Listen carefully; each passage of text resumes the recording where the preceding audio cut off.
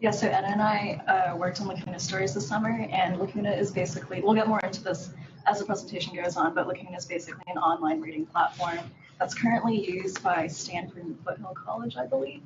And yeah, so briefly, I'll go over what annotations are as a concept. So annotations are basically notes that are added to an existing text. And it can be a comment or a question or just further information. And it's usually not just for the reader who's annotating, but also for future readers. And people here can correct me on this, but from what I've been reading, reading suggests that annotations have been in practice since the written text has existed and have been passed down. And so the page here is just an example of an annotation. It's a 14th century copy of one of Cicero's books, and the annotations are from a 15th century reader. And so what we see when we look at the history of reading is that there's more of a tendency toward private reading, as advances in print technology allow everyone to have their own individual copy of books. And so annotations now are not just in print, or sorry, reading is not just in print now, but are also, but can also be done digitally as well as online. And we see this when we're browsing newspapers online, or reading blogs, or even reading academic journals. So what we're doing when we're participating in this is essentially tapping into an existing community of readers, and publishing and learning platforms are still learning how to take advantage of that, and basically tap into this like community of readers. And the way they're doing this is creating tools to promote social reading. Annotations are just one of these tools that are being like refined recently, and I have some examples of present forms of like web reading. So this is one before. It's Hypothesis, which is like a really good piece of software that allows you to annotate across websites. This next one that we have is I think it's called Editor, and it's an experiment by the New York Times Research and Design Lab, and it allows journalists and their editors to collaborate and annotate their work as the journalist is writing. This next one that we have here is Quartz, which is a media site that implemented annotations in 2013. And then the next one we have here is Genius, which expanded from Rap Genius to interpret and annotate and fact-check rap lyrics. And you'll see that they the next slide. They collaborated with the Washington Post earlier this year to annotate President Obama's State of the Union address. Yeah, so these are just some examples of web annotations.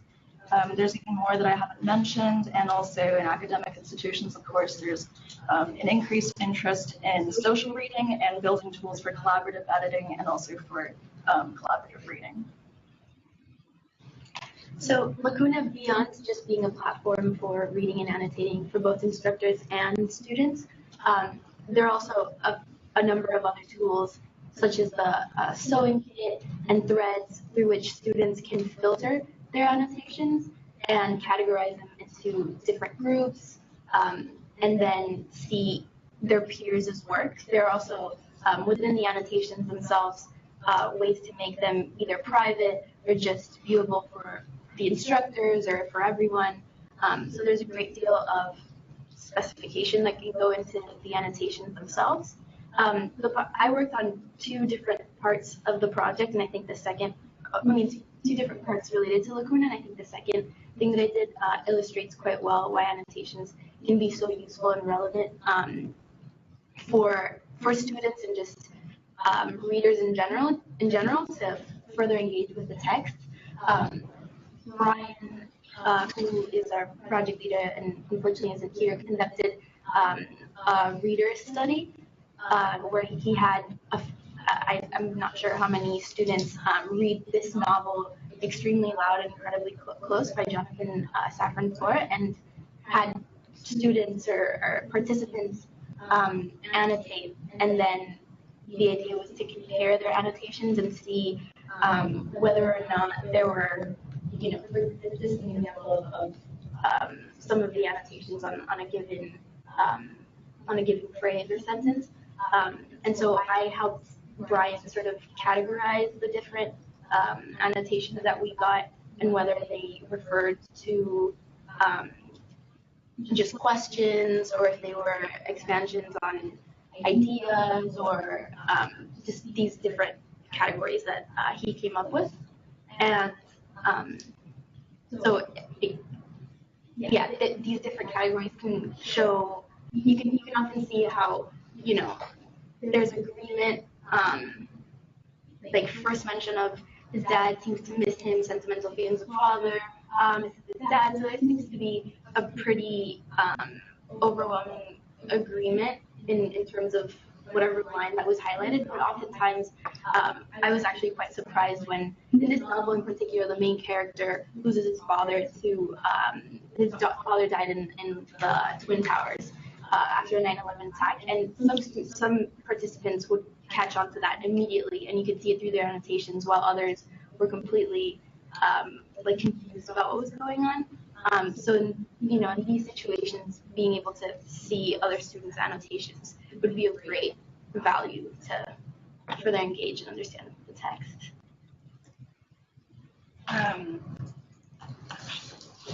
So for the summer, I learned HTML, JavaScript, and CSS to help with front-end web development, and that essentially just means I'm working with the look of the web page. And so here is an example of the original document annotation page, and this is the work that I did, and you can see there's some details that are different. There's a menu that's within the annotation filter window, certain formats. And so because Lacuna already has a really simple and clean design that's focused around content, my priority when I was making design edits was to preserve this and also just improve the visual hierarchy of the page in a content-heavy space, and also to make some of the design elements more current with present design trends, and to make them more consistent across the page.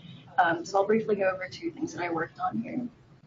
So one of the things I worked on was the annotator window, and this is an example of the original annotation window that pops up when you hover over a highlight.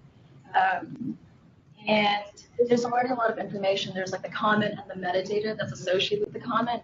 And this summer, the Lacuna Stories team, so that's like Mike, Brian, and Daniel, we're all working on threaded replies on an annotation window. So that allows you to have conversations with another reader on the same window instead of having to create multiple annotations.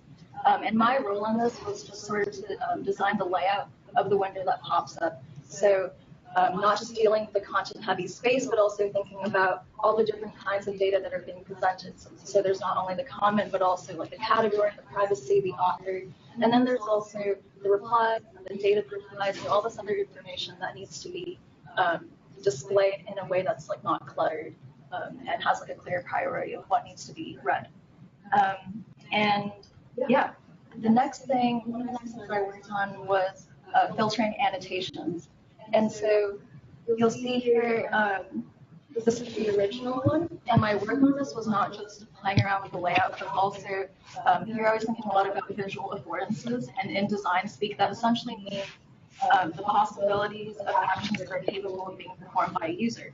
So it's really helpful when you're thinking about elements such as buttons and thinking about visual affordance, because so you'll see here, like, there's a gradient from top to bottom, light to dark, and that indicates that the button is raised. And a raised button has the visual cue of pressing the button. And you have like place bookmark, which is sort of like a textual affordance that tells you the result of the action that you'll be taking. And yeah,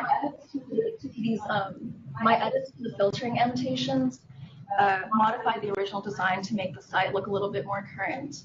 And what I mean when I say that is, maybe I'll like reference a previous CESTA presentation talks about skeuomorphism, and skeuomorphism, I think they mentioned, was a design style that mimics the look of a real life object. So you can see here the original button design is very clearly skeuomorphic because it mimics the way that a button looks under real light. A real button looks under light. And those of you with iPhones might remember when the iPhone 7 came out in 2013 and like the flat design came out and there was all this hype around it.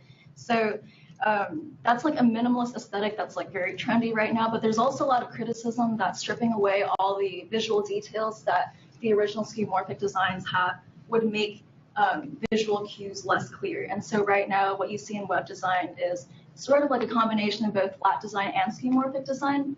And so that's what I was thinking about when I was making these design edits, which you'll see on the right.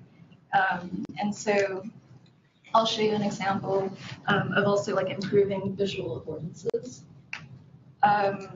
So this is what happens when you hover over the place bookmark button on the original. Sorry, it's like a little bit glitchy, or like if this is not a perfect simulation. So this is what happens when you click it. It turns into a green remove bookmark button, which can be sort of confusing to users because remove bookmark is an action that subtracts an element from the web page, but green is usually indicates like an additive function.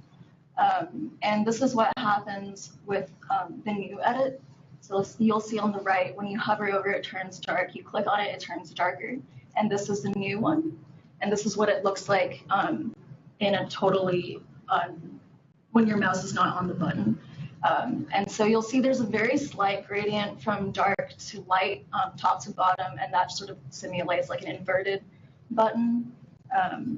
And this is what happens when you click on it again. It's like a regular button that has a normal gradient.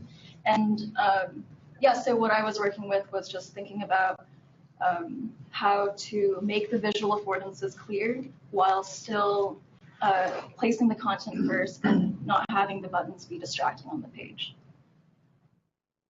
Now moving to a little less technical part of Lacuna Stories. So there's this link that you can click on called the knowledge base, mostly for instructors, that has all of these links are attachments of sample tasks or instructions for instructors to use on their students, so they can either familiarize themselves with Lacuna and the different features that it offers, or just to have a class activity that uses reading and annotations and using what classmates are writing about certain texts.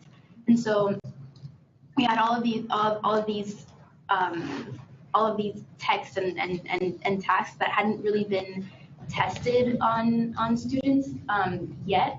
I think some of them had been used previous quarters, but certain professors had issues with them, or they weren't super smooth reading, either because of typos or because instructions weren't really clear, or different reasons. So I essentially enrolled in a class that took place in the winter, and was a kind of dummy student and read some text and actually went through all of these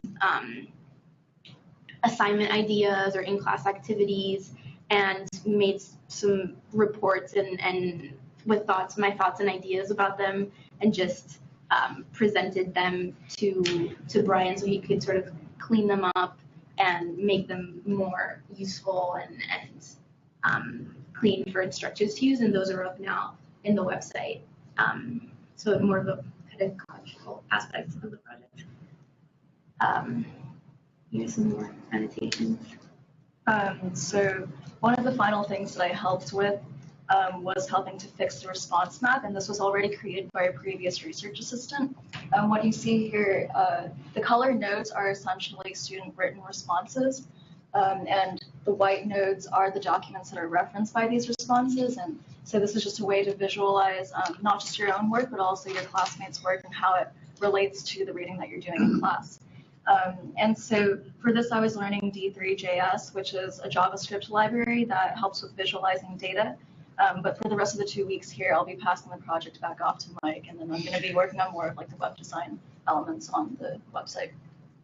And finally, we just wanted to thank everyone else in the Lacuna Stories team for all your moral support and your debugging help, and like a really great summer. So thank you.